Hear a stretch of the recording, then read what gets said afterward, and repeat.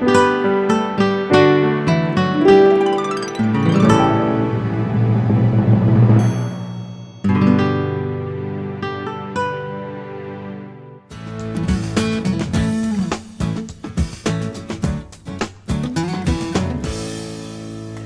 Al Sutherland with your Mesonet Weather Report.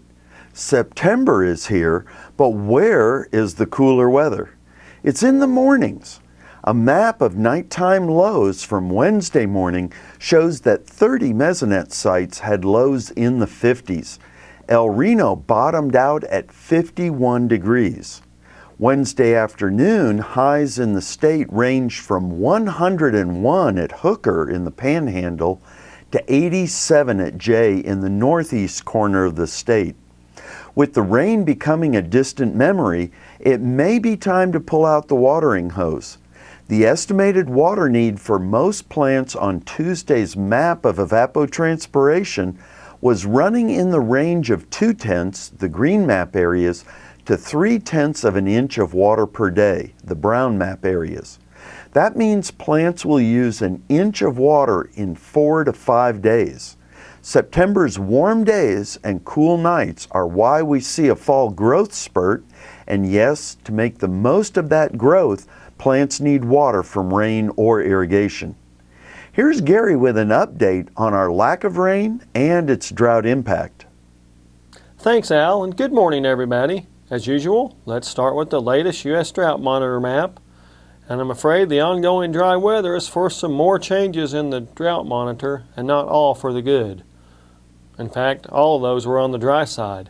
We did see abnormally dry conditions, that's the yellow, increase over northern Oklahoma, and we also had moderate to just generally abnormally dry conditions start to spread in southern Oklahoma.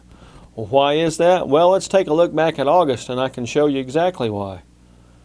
If we look at this observed rainfall map from the Oklahoma Mesonet for the month of August, we can see some nice totals across the northern 2/3 of Oklahoma, but southern Oklahoma was really dry in comparison. In fact, some places had 0.2 of an inch or less. So, good stuff up in northern Oklahoma for the most part, and really dry down in south central Oklahoma and also southeastern Oklahoma.